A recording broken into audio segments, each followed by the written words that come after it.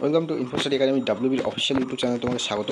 আজকে আমি তোমাদের একটা ইম্পর্টেন্ট সেশন নিয়ে আলোচনা করতে চলেছি যে তোমাদের যে reality of state medical faculty private কলেজগুলো কী কী আছে, কী কী প্রবলেম হয় প্রাইভেট কলেজে অ্যাডমিশন নিলে। ঠিক আছে, সব প্রাইভেট কলেজে প্রবলেম হয় না, কিন্তু ম্যাক্সিমাম কী কী প্রবলেম হয়ে থাকে সেটা তোমাকে আজকে আমি ডিটেলসে বলবো। কোনো প্রাইভেট কলেজ নেওয়ার আগে তোমাকে এই জিনিসগুলো অবশ্যই মাথায় রেখে অবশ্যই প্রাইভেট কলেজে অ্যাডমিশন নেওয়া উচিত। ঠিক আছে, সব প্রাইভেট কলেজে আমি বারবার বলছি এই অসুবিধাগুলো হয় না, কিন্তু কিছু কিছু প্রাইভেট কলেজে কিন্তু এই সমস্ত সমস্যা হয়ে থাকে, যেটা নিয়ে প্রচুর ছেলেপেলে তারপরে ভুলভাল ডিসিশন নিয়ে নেয় প্রাইভেট কলেজে ভর্তির ক্ষেত্রে। তাহলে আমি এমন একটা কিছু বলে দেবো, কিছু কিছু টিপস যার ফলে তুমি বুঝতে পারবে যে প্রাইভেট কলেজে ভর্তি হওয়ার আগে তোমাকে কী কী জিনিস মাথায় রাখতে হবে। তো দেখে নাও, এসএমএফডব্লিউবির যে এই 37 নাম্বার থেকে কলেজ স্টার্ট হচ্ছে, ঠিক আছে, এই 37 নাম্বার থেকে যে কলেজ স্টার্ট হচ্ছে, এখান থেকে শুরু করে কতগুলো কলেজ আছে জাস্ট একটু দেখে নেওয়া যাক। তোমার এখান থেকে শুরু করে তোমার 127টা মতো প্রাইভেট কলেজ কিন্তু তোমার আছে, 37 থেকে 127টা। ঠিক আছে, অনেক অনেক অনেক পরিমাণে প্রাইভেট কলেজ আছে, কিন্তু সেই প্রাইভেটগুলোর যে কী ব্যাপার আছে না ব্যাপার আছে, কী কী অসুবিধা হয় সব আমি তোমাকে বলে দেবো।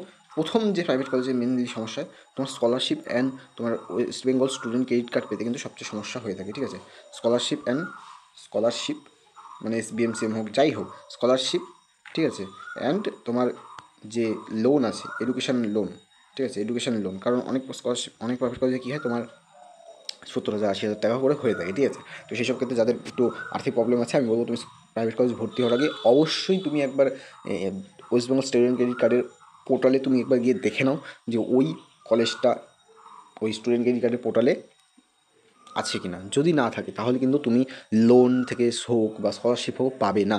স্টুডেন্ট ক্রেডিট কার্ডের পোর্টালে কীভাবে দেখবি সেটাও আমি তোমাকে দেখিয়ে দেবো এই ভিডিওর মাধ্যমে। ঠিক আছে, তো শেষ পর্যন্ত ভিডিওটাকে দেখো, সব রকম ইনফরমেশান তুমি এখান থেকে পেয়ে যাবে।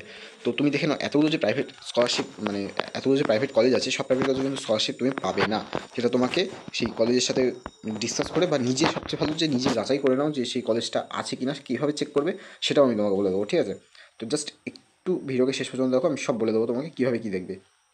তো দেখে নাও, এখানে যে কলেজটা আছে, আমি একটা কলেজ জাস্ট দেখিয়ে দিচ্ছি কীভাবে তুমি চেক করবে।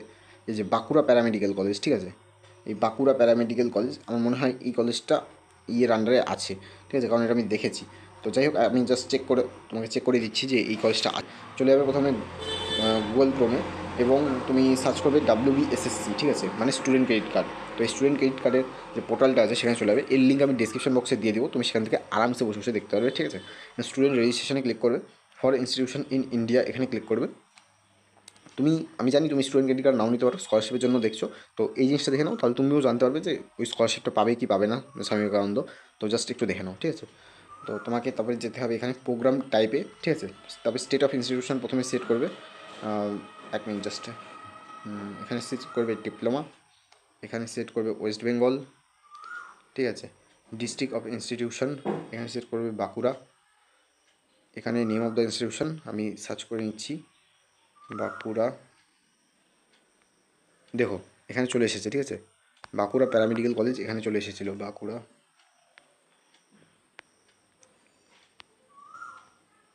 দেখে নাও, বাঁকুড়া প্যারামেডিক্যাল কলেজ দেখো চলে এসেছে, Bankura paramedical college. Program name তারপরে তুমি দাও ডিএমএলটি। ঠিক আছে, ডিএমএলটি, ডিএমএলটি চলে এসেছে। ঠিক আছে, তাহলে তুমি এটাকে কন্টিনিউ করতে পারো যে হ্যাঁ টোটাল ইয়েটা চলে এসেছে ব্যাপারটা। তো এভাবে তুমি চেক করে নিতে পারবে যে তোমার কলেজে তুমি যদি এইটা চলে আসে, মানে এই পোর্টালে যদি কলেজের নাম চলে আসে, ঠিক আছে, তাহলে তুমি নিশ্চিন্তে থাকো যে তোমার যে স্কলারশিপ আছে সেটা কিন্তু তুমি পেয়ে যাবে স্বামী বিবেকানন্দ। ঠিক আছে, স্কলারশিপ তুমি আরামসে পেয়ে যাবে স্বামী বিবেকানন্দ, যদি এই পোর্টালে তার নাম এন্ট্রি করা থাকে তাহলে SVMCM আরামসে পেয়ে যাবে। ঠিক আছে, তো এটা হলো তোমার ব্যাপার যে প্রাইভেট কলেজে এবার কী কী প্রবলেম হয় সেটা আমি তোমাকে জাস্ট বলে দিচ্ছি যে প্রাইভেট কলেজে মেনলি কী সমস্যা হয়ে থাকে। তো প্রাইভেট কলেজে যে মেনলি সমস্যাটা হয়ে থাকে আমি জাস্ট তোমাকে ডিটেলসে বলে দিচ্ছি।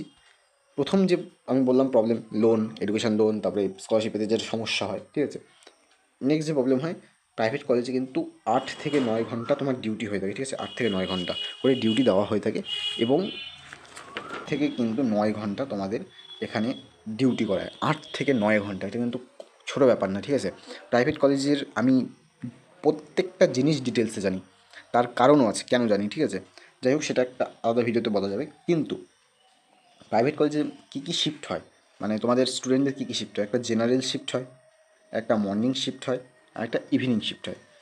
কখন কোন টাইমে হয়, জেনারেল হয় 10টা থেকে 6টা। ঠিক আছে, 10টা থেকে 6টা।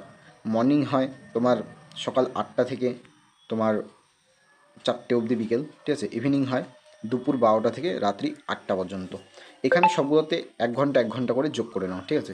কারণ তোমার বেরোতে, হ্যান্ডওভার নিতে, পরের স্টাফ আসতে তোমার 1 ঘন্টা চলে যাবে। মানে তোমার ধরে নাও এবার বাড়ি যেতে তোমার আধ ঘন্টা, মানে 9.5 ঘন্টা তোমার ডিউটি হয়ে যাচ্ছে আওয়ার, ঠিক আছে, তোমার এই প্রাইভেট কলেজগুলোতে। আর প্রাইভেট কলেজগুলোতে যেগুলো মানে বেশিরভাগ ক্ষেত্রে যেগুলো মানে হসপিটাল, ঠিক আছে, সেই হসপিটালগুলোতে মেনলি কী প্রবলেম হয়, তোমাকে পাঞ্চিং করে ঢুকতে হয়। আমার সবচেয়ে বড় প্রশ্ন, একজন স্টুডেন্ট তার রেজিস্টার থাকবে, সে কটায় আসছে, সে কটায় বেরোচ্ছে, তার জন্য সিনিয়ররা থাকবে, তারা দেখে নেবে ব্যাপারটা। কিন্তু এই যে পাঞ্চিং করা জিনিসটা, তারা তো স্টাফ নয়, তাহলে কেন তারা পাঞ্চিং করে ঢুকবে? মানে ফিঙ্গারপ্রিন্টের মাধ্যমে তুমি কখন বেরোচ্ছ, কখন ঢুকছো, সেটা সমস্ত কিছু ওই ডেটাটা রেকর্ড থাকবে। কেন এই সিস্টেমটা চালু হবে? এটা খুব একটা বাজে নিয়ম, ঠিক আছে। পাঞ্চিং করাটা খুব বাজে নিয়ম, যেটা প্রাইভেট কলেজে হয়ে থাকে। তুমি কখন ঢুকছো, কখন বেরোচ্ছো, সেটা কিন্তু তোমাকে পাঞ্চিং করে বেরোতে হবে। যদি না করো তাহলে তুমি অ্যাবসেন্ট। জাস্ট মানে ভাবো, তুমি 8 ঘন্টা 9 ঘন্টা ডিউটি করছো, তবে তুমি ভুলে গেলে যে তুমি পাঞ্চিং করে বেরোতে ভুলে গেলে, তুমি ডাইরেক্ট শর্টকাট দিয়ে বেরিয়ে গেলে, তাহলে মানে মনে করো কলেজে একটা আলাদা গেট আছে, পাঞ্চিং আলাদা গেট আছে, তুমি পাঞ্চিংয়ের গেট দিয়ে বেরোলে না, তোমার মনে হচ্ছে আজকে এদিক দিয়ে বেরিয়ে যাই, ভুলে গেছো কাজের চাপে। কারণ এতটাই প্রেশার থাকে, প্রচুর প্রেশার থাকে। আর পড়াশোনা তো প্রাইভেট, বেশিরভাগ কয়েকটা প্রাইভেট কলেজে পড়াশোনা হয়, ভালোই হয়, ঠিক আছে। কিন্তু বেশিরভাগ যেগুলো স্পেশালি হসপিটাল, সেই হসপিটালে তোমার পড়াশোনা হয় যেটা, ঠিক আছে, মানে একদম হয় না বললেই চলে, ঠিক আছে, একদম হয় না বললেই চলে। শুধু শুধু duty duty duty duty, just এটাই হয়, ঠিক আছে। এটা কিন্তু প্রাইভেট কলেজে মেনলি সমস্যাগুলো থাকে। সব প্রাইভেট কলেজে না, কিছু কিছু প্রাইভেট কলেজে, ঠিক আছে, যেটা মানে প্রবলেম, খুব একটা প্রবলেম হয়ে যায়। মাঝে মাঝে নাইট ডিউটি দিয়ে দেয়, ঠিক আছে, মানে যা ইচ্ছে তাই হয়। আমি জাস্ট দেখেছি, যা ইচ্ছে তাই হয়। নতুন নতুন নিয়ম 2 বার 3 বার করে আসতেই থাকে, ঠিক আছে। এই প্রাইভেট কলেজে কিন্তু এই প্রবলেমগুলো হয়ে থাকে। সব প্রাইভেট কলেজে না, কিছু কিছু প্রাইভেট কলেজে, এটা বারবার বলছি, ঠিক আছে। আর ঠিক আছে, সব প্রাইভেট কলেজে এই প্রবলেমগুলো হয় না, কিছু কিছু প্রাইভেট কলেজে হয়ে থাকে এই প্রবলেমগুলো, যেগুলো স্টুডেন্টরা ম্যাক্সিমাম বলে থাকে। অনেকে আবার কোর্স ছেড়ে দিয়ে আবার এক্সাম দিয়ে গভর্নমেন্টে চান্স নেয়, ঠিক আছে। তো এই জিনিসগুলো হয়ে থাকে, প্রচুর প্রবলেম হয়। আর তো আজকের ভিডিওটা এই পর্যন্তই। কোনো রকম ডাউট থাকলে আমাকে অবশ্যই কমেন্ট সেকশনে জিজ্ঞেস করো। আমি জাস্ট তোমাদের যেহেতু এখন এক্সাম হবে, অনেকেই প্রাইভেট কলেজে ভর্তি হবে, এই জন্য এই ভিডিওটা বলে দিলাম যে এই প্রবলেমগুলো কিন্তু তোমার হতে পারে। তো প্লিজ যাওয়ার আগে একবার অবশ্যই তুমি চেক করে নিও ওই কলেজে স্কলারশিপ, ক্লাসেস কেমন হবে, ঠিক আছে, কী কী সুবিধা আছে, কতক্ষণ ডিউটি করতে হবে। দেখো 8 ঘন্টা ডিউটি করতেই হয়, ঠিক আছে, প্রাইভেট কলেজে এটা নিয়মই, প্রাইভেট কলেজের নিয়ম। গভর্নমেন্টের 6 ঘন্টা, তোমার হচ্ছে প্রাইভেট কলেজে 8 ঘন্টা, এটাই হয়ে থাকে, ঠিক আছে। তো আজকের ভিডিওটা পর্যন্তই। ডাউট থাকলে অবশ্যই আমাকে কমেন্ট সেকশনে জিজ্ঞাসা করো।